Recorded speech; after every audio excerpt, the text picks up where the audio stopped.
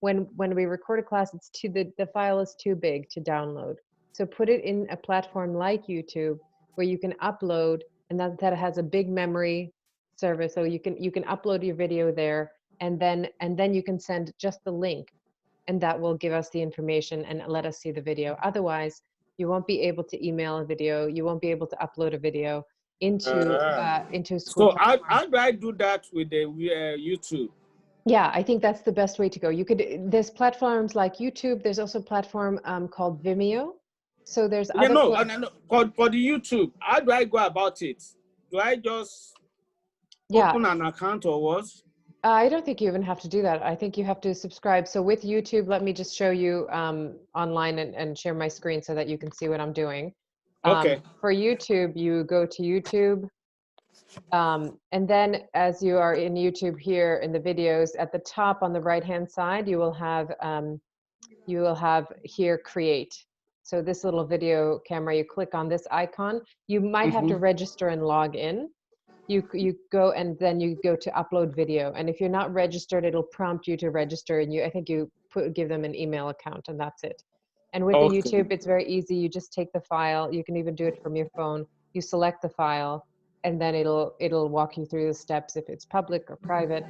And then you have just the code that you give to somebody, and we'll have the video in it. Okay. So if you're doing video, that's the best way to do it. Otherwise, we cannot. RCC doesn't have a big enough platform to hold. I really tried like now videos. to show you how I was doing the carving and how I was doing this paint yesterday night. You know, I told you I'm going to do two things to show that.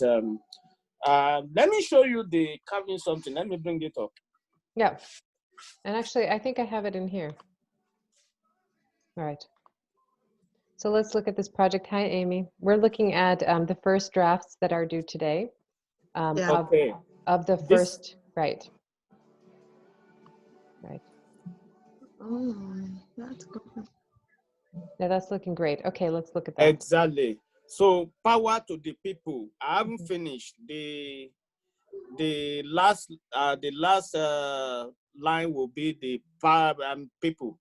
So it's going to be power to the people. Yeah. That complement be loud in the face of injustice. Yeah, absolutely. So those are the two things I wanted to do. That's lovely, and I love the way that you're carving it out. I think that the letters are rising up from the background, which is nice. You have the background that's dug in. If you want to, I don't know if you have paint or something to tint, you can also paint on top of the letters so that they stand out even more with a certain color if you want. Okay, I can put paint there. You could put paint there. You can also contrast, use complementary colors. For example, our eyes drawn to combinations of color. We are drawn to the combination green and red together because green and red are almost like a red flower on a green bush, and we are primed just like the bees we're drawn to those two colors together. So for example, if the background is green and the words are written in red, that will poke them, that will make it like eye catching. It will, yeah. The other complementary colors are, if you want to have them stand out, are purple and yellow. And purple and yellow. Yep, that combination. And the last one is orange and green. So those colors, yep, and green. They're complementary colors, and they will help your artwork for all of you if you're using color. For example, if you do a shade of face. Let me show you another example of a student's work that I found from the other class. And I'll put also an example of a paper, because I know some of you are working on papers as well. Here's a combination of a drawing that someone did for a final project last semester during COVID. So leaving half of the face in gray, and then half of the face in color. And you have her using orange as a primary, or warm color, orange and red, with a combination of blue, which makes the two stand out when they're side by side together.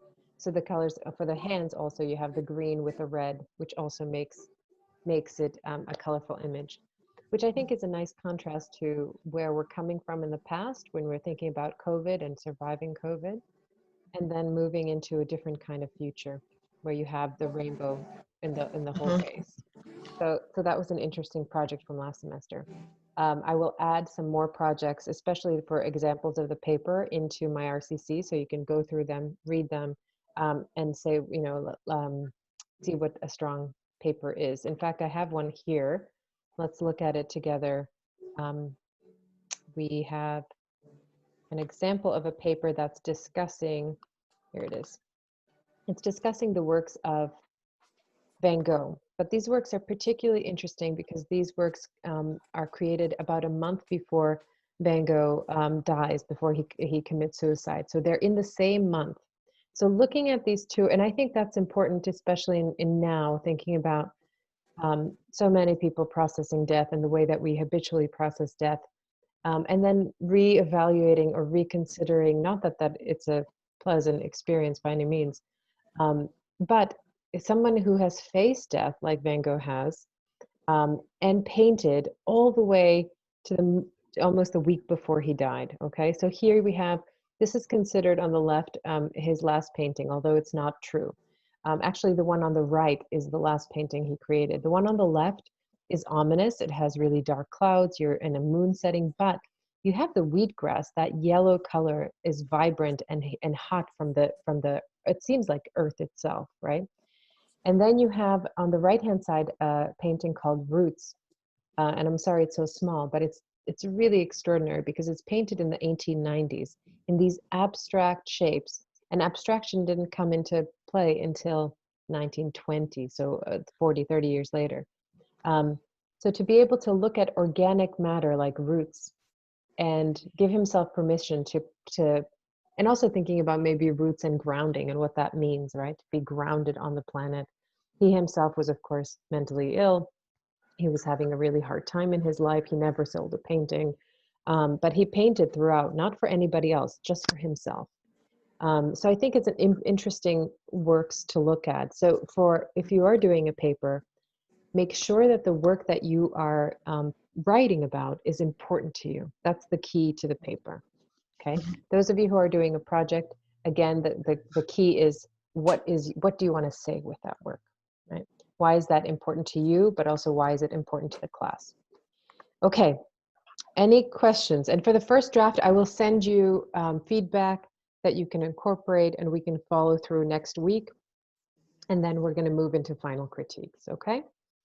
Okay. All right, so we're going to now flip and switch gears a little bit and go to Islamic art. And then I have a quick video for you, which is interesting. Okay, so we are moving into the world of Islam. And it's a hard thing to define, really. I mean, I think art historians have tried to clump this particular medium and particular way of art together, but it's hard to define and it's hard to describe. But we're talking about the period between around the 1400s, and we're talking about the vastness of the Islamic empire. And it's not one empire. It's in these different regions. It's in these different sections. But art historians have kind of closed in on this area, which is vast. It's most of Africa. It's the Middle East, all the way into India, and on the bottom of Europe. So you have this vast section that we're talking about. And obviously, because this is such a huge span, the artwork in different regions looks a little bit different. But we have identified sort of what Islamic art is. And the three important places that we're going to look at is Mecca, where Prophet Muhammad was born. Medina is where he preached from. And then Tunisia, we'll look at a mosque from Tunisia as well. So when we're looking at this vast empire, know that the art historians have kind of lumped this all together. But of course, it's not clear cut. You know, there were various faiths that were happening in the 1400s with Christianity, as well as Islamic art, as well as Jewish art. But there are five pillars of Islamic art, or five pillars of the Muslim faith, okay, that we really need to understand. And I think it's important to understand a culture and a religion that is not, that seems like it's foreign or different, or we identify as other, right? This idea that someone else on the planet is and other is a strange idea because we're on one planet, we're human species, we're sharing this one planet. And so to understand that there are differences and how to respect those differences, I think is important. So there's 5 pillars of the faith. There's a profession to the faith that Prophet Muhammad is the prophet, and God, Allah, is the one God. Okay, so you have to profess to the faith. You have to do daily prayers, which there are 5 of them. You have to give alms. So giving alms is when you have more wealth than you need. The important thing is to share, and so a lot of the part of the faith is to give back to the poor of the community. The other part of the Muslim faith is to fast during Ramadan for a month in Ramadan for fasting, so not eating during sunlight hours, and then a pilgrimage to Mecca. So all sort of good Muslims are supposed to do these 5 things as part of their faith. And we're going to, just a quick heads up, we're going to have a short quiz about the Islamic faith, or Islamic art. So make sure you know these 5 pillars, okay? As you read through Islamic art in the book. Mosque is a place of worship for Muslims, and there are certain characteristics to the mosque. Professor, do we have these slides? Mm-hmm. Well, you don't have them right now, but I will put the slides in after this class today. Okay, so that you will have these slides to look at and refresh. And also the pages, I believe, start in the book at 185, and there's about 10. I've read that one. I didn't see something related to this. That's the reason I'm asking. Okay, yeah, no problem. Yeah, we'll have these slides in there. So in the mosque, you would have a minbar here, which is where the Muslim preacher, he's not a preacher, but the person who's giving the prayer is in this kind of pulpit, which is very interesting because the way that this is carved and the wood that it is carved from comes from vast different regions all over the Islamic world. So you have this amazing carving. You have like a pulpit where the person who's giving the prayer is higher up, so that he can or she can provide for the congregation. He can do the religious service. So these are 2 different examples, and they're again hand carved. And what's interesting about the Islamic faith is, of course, that there's no figurative aspect in the church. So in order to represent the divinity or the divine, you're doing it through symbolism, and you're not doing it through carving people, all right, which is important to understand and respect. There is a mihrab, a semicircular niche in every mosque, which faces the direction of Mecca. So they are this inlaid semicircular in a qibla wall, and they are an indentation, and it is to this direction that you pray, because that direction is the way to Mecca. So if the mosque was, for example, in India, the mihrab would point towards Mecca this way, in this direction, in the building. If the mosque is over here in Tunisia, you would have to point the mihrab in this direction, again to Mecca. So in every mosque, the mihrab is in a different direction based on where it is located in relation to Mecca. And that's the direction you pray to, because Prophet Muhammad was born in Mecca. Also part of the mosque are minarets. So there are towers on the side of the mosques where you would go and you would call out to prayer, to worship. Okay, so it was like a tower to basically project your voice to make sure that people are coming to pray. We're looking at a great mosque here in Tunisia, and I'm terrible at pronunciation with this, but Kairouan. Okay, and it is based on the architecture of Prophet Muhammad's home that he had where he first preached. He preached in Medina, and he had a vast courtyard. So the courtyard is where they would do the prayer, and the mosques are done in a similar way to his house. So they almost replicated the house. Of course, this is on a much bigger scale. So you have here in Kairouan, you have the minaret here is almost like a lighthouse, a building of a lighthouse where they would call for prayer from this one tower. You had almost like a fortress going around. You have the columns almost like a forest on the inside of the mosque. And then you have, we'll see the inside of it. But it is huge, incredible architecture. Again, this would have been seen, especially the minaret would have been seen from far away. So this is the inside of the mosque, and this is a layout of what it looked like for the architectural design. You have a colonnade going around. You would have the prayers that can happen on the outside as well as on the inside. But actually, the mosque is also a place for folks to have, it's a community place where people can go have lunch on the inside. Again, you're going to prayer 5 times a day. So it's a gathering place. This is from 836. So you're talking about Prophet Muhammad was born in the around 600. He died in 632. He was born around 590, if I'm not mistaken, Common Era.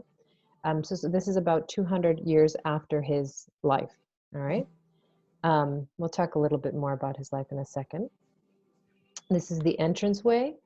And again, you can see that they reused and recycled the Roman columns over here. So they would recycle and repurpose parts of the architecture, even from the Roman world, and incorporate them into architecture. And this is not unique for Islamic faith, but you would use the materials that you have around. Again, so you have the colonnades, you have the Corinthian top, and you have the direction of where to pray, because you have the mihrab indented into the wall of the mosque, which is over here on the right-hand side. Let's have a look. So that would tell you where Mecca was and what direction to pray to. And also the priest would generally sit right next to the mihrab, so that you can have, he would also be in that position, giving you the preaching. So part of the Islamic art was mostly to do with calligraphy, because most of the time you couldn't represent, you can have sculptures, you can have paintings of people. Most of it was in text, in the writing, especially of the Quran, which is the Islamic Bible. So you have the Arabic script that predates Islam. It's written from right to left, with certain characters connected by the baseline. Calligraphy is considered a holy task, required long and arduous training. Just like when monks were writing the first books of the Bible, it takes a long while in practice. It's almost like a meditation, because if you get one thing of course wrong or spaced out wrong, then the whole book or the whole sheet has to get rewritten. And because books were written on sheepskin, and not paper, it wasn't like you could go and get another piece of paper. So the Quran pages were either bound into books and stored in loose sheets and boxes. And the ones that were preserved in books and bound and cover are the ones that were most preserved. But let's look at the script, because it's quite amazing with the geometry. And part of the Islamic art was mostly based in geometric shapes. All right. Here's a excerpt from the Quran. Look at the layout of the book. Look how much is left blank on the corner, so that the text centers it's given space, right? So visually, you're able to read it clearly. And also you have the red little marks symbolize vowels. I can't read Arabic, but the way that the brushstroke is done, one letter at a time, the patience that it takes. It was done with a quill, so it would be a reed that would be carved out in particular, so that you have this kind of calligraphic. You have a thick line, but when you turn the corner, it goes into a thin line. Okay, so it would be you would use this kind of reed pencil and really practice before you actually wrote the script. You also have this incredible decoration that's happening in a geometric form. Again, the text would be incorporated, and then the border would have been put around it, so that the text and the writing, much like Egyptian art, the writing and the artwork were really together. And similarly, when you're Olusegun, when you're writing your language, right? And it is your artwork, right? That incorporates, so you can think about it in terms of adding color, or having the words speak on their own, the way that they are written, the way that they're carved out, is part of the artistic process. There's no separation. Artists were in fact scribes, just like in the Egyptian times, right? And they were doing the drawing. In terms of Islamic art, they were doing the geometry. So have another look at folios from the Quran from the 14th century. look at the difference between the books. Of course, the style of the person who was writing these texts was also incorporated. So um, you have this very decorative one over here on the right-hand side with the text inside, but have a look, right, at the geometry, at the dots, at the mathematical proportions that are incorporated within this text. You have the border that is generally floral or organic on the edges, and then you have, but it's all in geometric, mathematically, you have symmetry on both of these leaves over here in the flower, so the left-hand side and the right-hand side are exactly the same. You have this border that's going around, um, and it's almost like an architecture that they're drawing, and you have the language within. You also have these incredible dots that are measured out and spaced out throughout the rest of the text.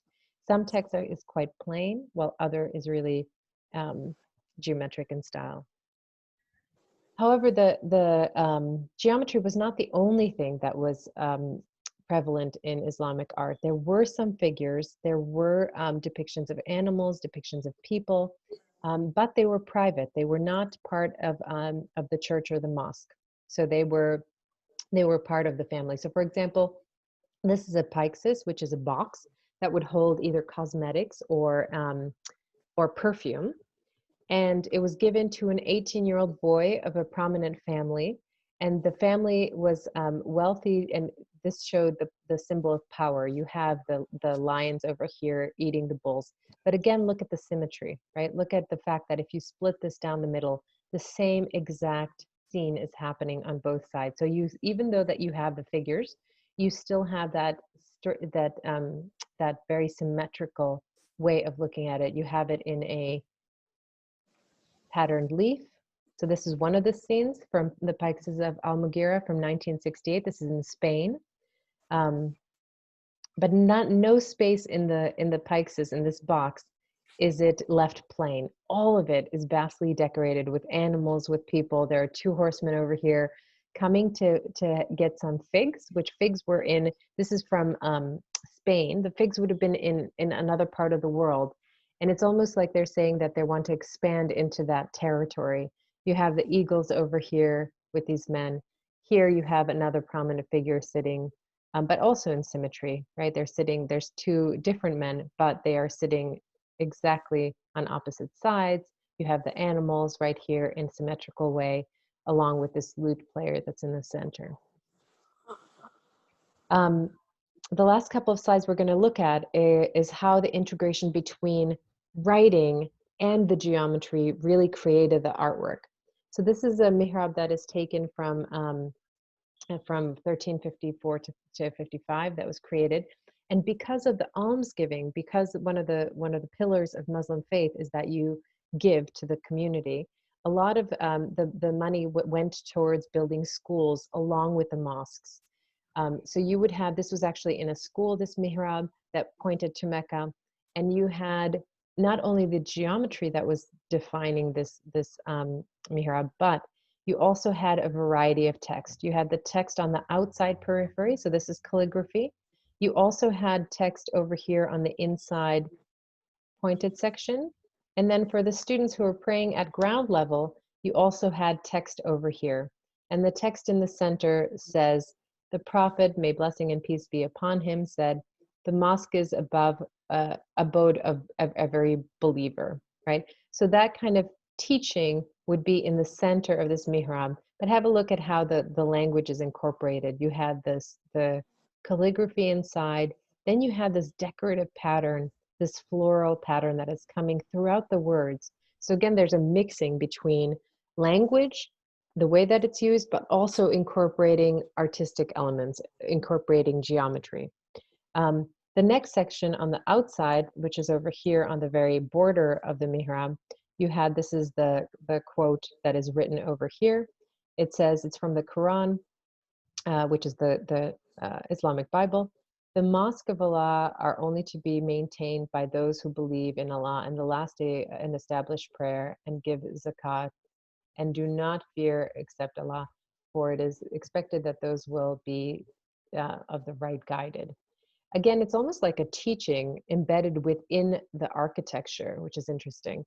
And then on the inside rim, It says, said the prophet, on him be blessing and peace, witness that there is no God save Allah, and that Muhammad is his apostle and blessed Iman, and in legal almsgiving, and in the pilgrimage, and in the fast. So this one tells you exactly the 5 pillars. And because it's a place of study and a school, this would give the students what they're supposed to be doing. So these pillars, right, again, almsgiving, the pilgrimage, the fasting, and be blessing and peace, right? So it was interesting that it's both an architectural piece, it's also a message, and it's also visually an exciting artwork. Okay, so those 3 things together. Again, there's geometry, of course, throughout. The geometry was supposed to be the highest form of connecting to God. So any comparison between this one, which is from, there was an emperor triumphant, there was an ivory carving of abundance given to the emperor. This is a figure, a female figure that's giving food or whatever she has here to the emperor that was riding above. And then this carving on the right, which is also made out of ivory. So same material, because it was soft, it was malleable. Any comparisons between the two? And I'm sorry that where are we? Any comparisons between the two that you can see? They're about 300 years apart. And the 2 are made of ivory, Yes. which is the same material. Right, exactly. The one on the right had to be a huge piece of ivory. It's about 6 by, I believe, 3 inches. So it's a big piece of ivory. Ivory wasn't well known, but of course it was a rare material, but it was easily carvable, which would have made these sculptures really prevalent. But of course it was a raw material, of course, right? Given that it comes from the elephant. And again, both of these were almost like abundance in both of these sections. In the pikes is over here, you have every single inch covered with a carving, either floral decorative elements or the figurative elements, which make it an incredible piece. All right. So for now, those of you who have been on the call, you're ready for the last quiz, which I will put into my RCC, and that will be the last quiz for the semester, okay? So that quiz is going to be due, let's see, it's Wednesday now. We'll do maybe Tuesday of next week. And again, it's 3 questions. It's based on Muslim art. So once you read about the Islamic worldview, you're ready to go. Okay, what other questions do we have? On the final project, Yes. just the way I showed it through to you, is there any other thing I still need to do? Am I going to do a little write-up about what I'm doing? Because I stated it in that email. I want to have a comprehensive of what you expected from us so that I'll be able to prepare for it. Yes, I think the first thing to do when you're doing a project is to write a paragraph about what the piece is about, right? Why is it important to you? Maybe give it a title, so that the title gives it a description in words. So give it a strong title, and write 2 to 3 sentences, like a paragraph long, about what the piece is about and why it's important to you. Why is it important to culture right now? Why is it important right now in terms of COVID? What what is motivating you to do this project? So a short paragraph about just like we looked at the work of the contemporary artist from the Immigrant Biennial, his work Black on Black. You have that short paragraph on top that really sums up what the artwork is about. So you want that short paragraph when you are doing your presentation in the last week, not next week, but the following week. You're going to show us images. If you have a video, you can, and it's important in YouTube, you can show us that video. We can watch that video together. And then you want to discuss and talk to us about the project. It's a time for all of us to really get to know what you want to say and what you want to do, and and maybe give you feedback as to what to do next with it, to where to put it, where's your audience, who's going to be who should be looking at this work. Okay, does that make sense? Yeah. Okay, so short So, paragraph. Professor, Yeah, go ahead, Georgina. so that short paragraph will go with your artwork, but we still have to write the same thing for the first draft, or because you said okay. So for the first draft, if you give me some pictures and maybe give me 1 to 2 sentences about what your artwork is about, I will give you feedback. I will give you a response to the work, and then maybe you can take that feedback and respond and elaborate a little bit and have a bigger paragraph about what the work is about. So maybe go a little bit more in depth for the final. You will also want to put it into a PowerPoint format so that you can show, just like we look at slides in the class, I'm going to pull up your project the day of the final and you will discuss it, but it's a good idea to have it in PowerPoint so that first of all, we have the image, we have the visual, and it's clear on the screen and it's large enough to see. And then you can have your notes in the, just like we looked at the Islamic art, for example, you want the main image, and then you have 1 or 2 sentences about what the work is about. So that gives you notes to what to speak about on the day of the final. You'll have about 5 to 10 minutes to speak about the work. Okay. Okay. All right. Amy, any questions? I'm kind of honestly like all over the place. I have a concept, of course, my whole wrongful incarceration that kind of goes deep. But I've also kind of have, like, I drew this as well. So when I seen your art with the gray and then the color, so now I'm thinking maybe I can have one just gray and then the other colorful, kind of breaking from that gray. Yeah. Dark space. Yes. And then breaking free to freedom. Right. You can also have the background be dark, right? The background could be gray and the hands could actually be vibrant and be, because they're so strong and it's such a strong image, because you're not only talking about the strength of the incarceration and that kind of system, but it goes all the way back, right? Like it's breaking the chains of that, right? Exactly. So I think having a neutral background or a gray background, and then having the hands be in rainbow colors, because I think that would set a contrast, and the hands would really be jumping out. Gotcha. That looks like a really interesting project. I love it. I have one more video, and the video is by Krishnamurti, who was he was taught and to become the next world leader in the 1900s. So he was a child who studied all the religions. He realized that underneath all the religions have the same message. They have pretty much the same preachings or the teachings. And it's interesting that we kind of divide up into various faiths, and then from those faiths, we cause a tremendous amount of destruction because we think that everyone should follow our faith, right? And of course, there were crusades and then fights and wars because of various religions. And he was interesting because he said, no, actually underneath majority or maybe all of the religions is basically the same underlying principles of being moral, being good, and relating to your neighbor, right? So it's strange to see people really fighting over these issues even today, right? And causing really havoc on the planet because we think that we're so separate and so different. So there's a video, it's a 15 minutes, so bear with it. He talks softly, he's from India. This is from 1980. Let me see if I can pull it up. Here we go. It's a 15-minute talk. I'm going to make sure that it's loud enough because he talks in a soft way, but it's also there's going to be closed captions, although the words sometimes don't match what he's saying. So just pay attention. It's a really interesting question about how do we die to the ego? How do we act from a place not from our own? Well, let's define the ego. What does that mean? What is the ego?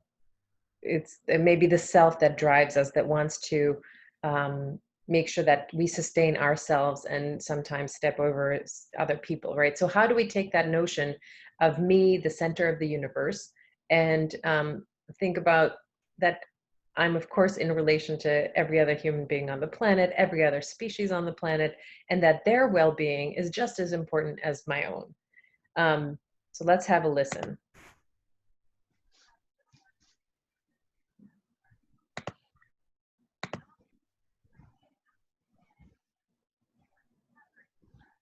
So the question is that was posed to him. He became just a speaker. He denounced that title of a religious leader, and he just went around and spoke.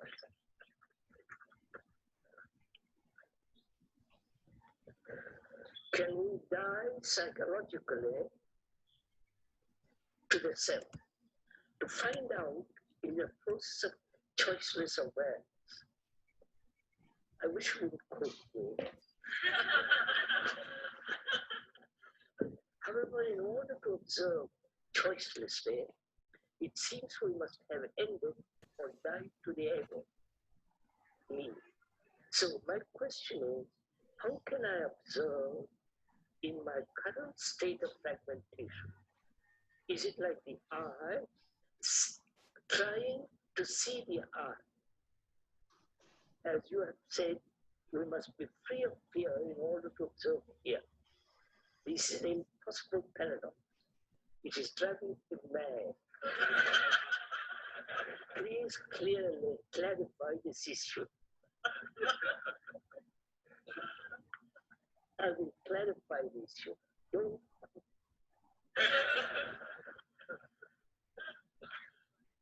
or anybody. Because then you are, it's not yours. You're second hand, you become second hand human beings, which we are. So, please, that's the first thing to do.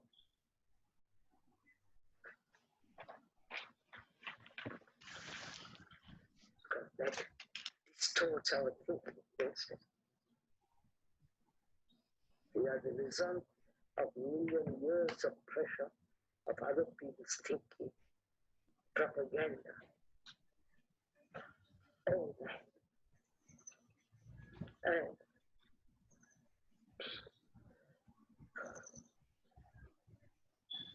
if one is not free of it, you can never find out the origin of all things. You don't use. So my question is, how can I observe in my current state of fragmentation? You can, right? But you can observe your fragmentation. I don't need to tell you. I'm observing myself. In observing, I discover that I'm looking at myself with certain prejudice. So I forget looking at myself, I go into the question of prejudice. Yeah?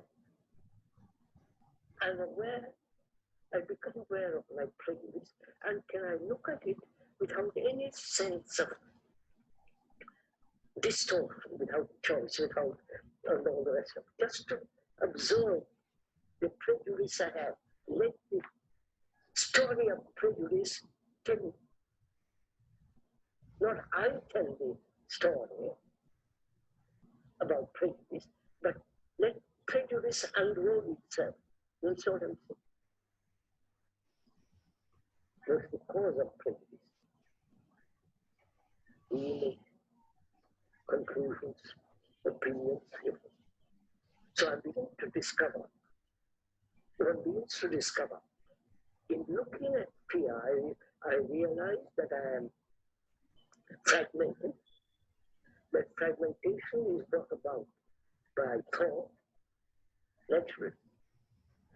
And therefore, I begin to be aware of the movement of thought. So it is, what is important is not observe fear, when my mind itself is clouded, confused, so I inquire into my confusion. Why are human beings confused? Well, you're all confused. If you're very clear, you won't be here. And I wouldn't be here. Thank God. Because we are confused, our question is, what is this confusion? What has created in us and outside of us? Right? So in inquiring or observing confusion, I believe the movement is to be aware of the movement of thought, the contradictory nature of thought. And then, you follow? I am let the whole thing unrolls itself if you watch.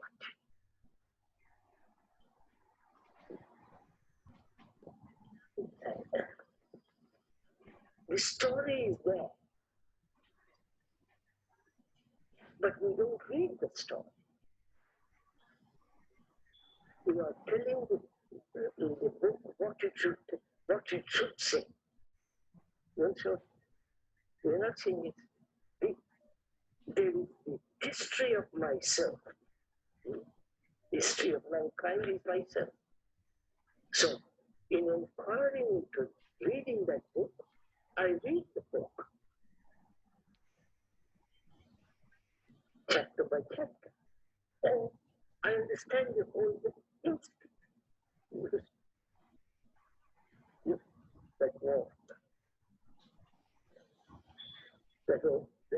That implies one has to have deep insight. I don't want to go into that. I don't want to go on into that. So look,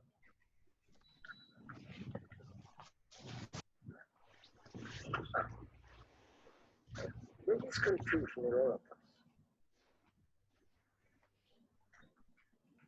And it would say, I'm not confused. That's the two. Say. Or I have perfect relationship with another. That's equally said. So one is confused. Now, either you analyze it, the cause of it. Please follow this little bit. The cause of it, which is thought. Thought in its very nature, contradictory. Thought in its movement is divisive as an act or divisive. Thought in itself must be limited because based on knowledge, and knowledge can never be complete. Never. Right? So,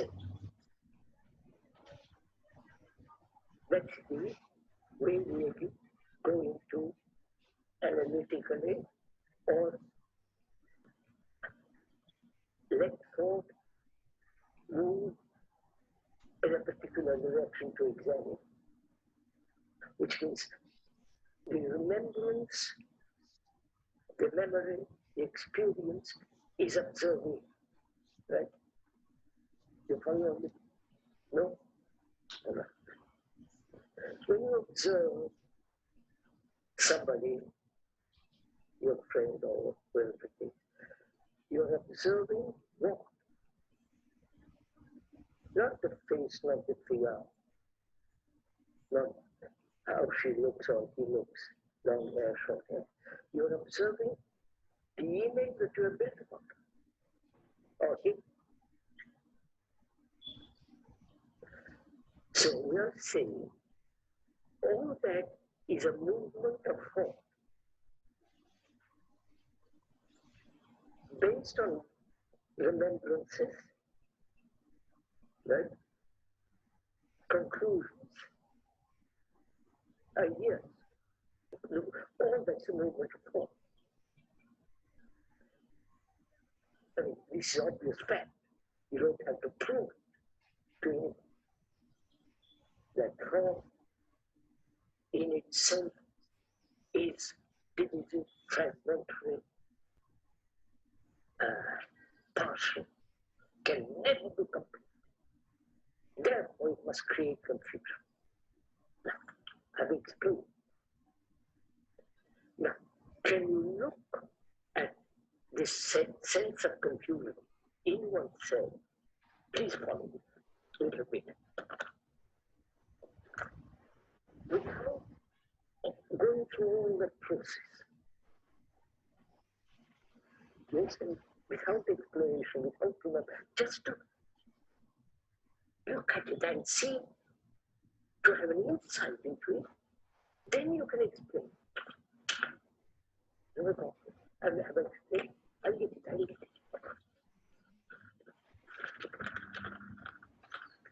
Have I explained this? Insight, by the way, the very word means to have sight in the thing. Insight. But you cannot have insight if it is merely the response of memory.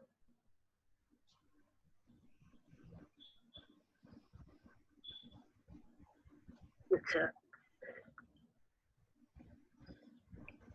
organized religion is not religion, right? With all the nonsense and profanity, rituals, dogmas, theories, theologians spinning out new theories about so on. That's not religion. Now, what makes you say that's not religion? Is it merely a thoughtful examination of all the religions? Their dogmas, their superstitions, their ignorance, their rituals, and saying at the end of it, this is nonsense. Or you see immediately that any form of propaganda, pressure, and so on, that was never really used. Either you see it immediately, and therefore you're out. I don't know that if you are merely examining various religions and then coming to a conclusion, then that conclusion will be living,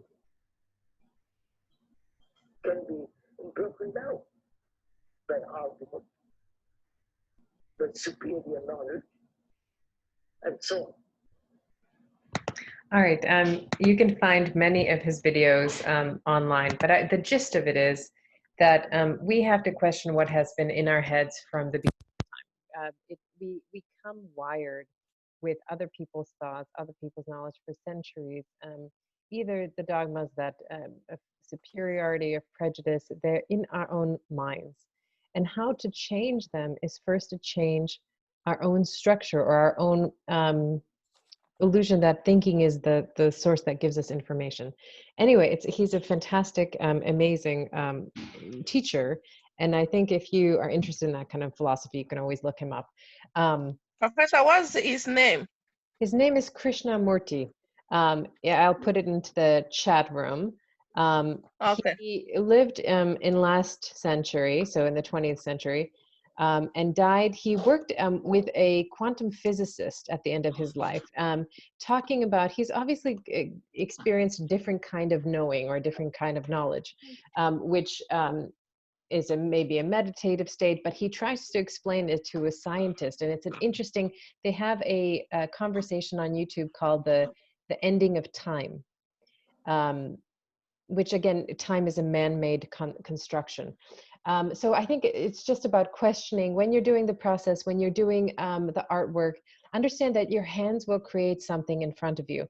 And there's one thing you can let your mind control that, or let your hands see what they're capable of doing, and maybe change the project as you go. It might not be so rigid to think that this is going to be like I imagine it, dark background, colorful hands, right? It can actually evolve as you're going through the process. Part of artwork is about listening, and about listening to what is happening. And sometimes we miss it. I've seen so many beautiful things that people create, but because they don't see it, they cover it over, and 5 minutes later that art piece is gone. So when you're thinking about your final project, just make sure that you take a little bit of time to pause, to reflect, to really see what's happening on in the text or in the carving, and try to connect to that a little bit more, because oftentimes we're so in our heads, we kind of plow through the world with our own intention instead of really recognizing how much there is to see and understand, not just intellectually, but in our hearts, in our bodies, right? Anyway, I will leave you with that.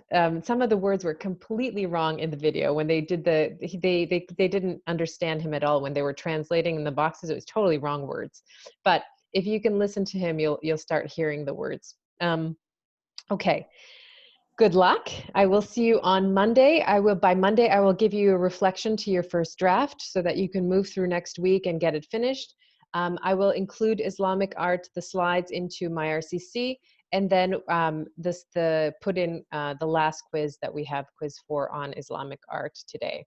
Okay, so you can take it anytime between now and next Tuesday. Okay, so the quiz is due before next Tuesday. I think it's a good idea to get it out of the way so that you can focus at the end of the week on your finals. And the first draft is due tomorrow. Yes. The third. Yeah. Okay. Just so that I have enough time to give you some feedback. And again, a sketch for the first draft is enough. You don't have to, and a couple of sentences so that I know where we're heading. Gotcha. Okay. Professor, do I still have to upload it again, or? No, you emailed it to me, so I have it. No problem. Okay. All right. And then if I get it you correctly, I don't have to draw the arms. I should just use the words instead of the arms. So you could use with the symbol, and it's just a suggestion. You don't have to do that. You have the eye and you have the symbol. I think there's a difference between the symbol in a 3-dimensional way with the Black Lives Matter symbol. The eye is so realistic that either that hand should be really realistic, and you can think about it how to draw, just like we were doing with the hand, the light, medium, dark shading on the hand. So it's not just a symbol. It's more. It comes to life, which I think, in fact, representing the symbol and making it come to life is the next step. It's taking the Black Lives Matter message and making sure that it's a practice for everybody, right?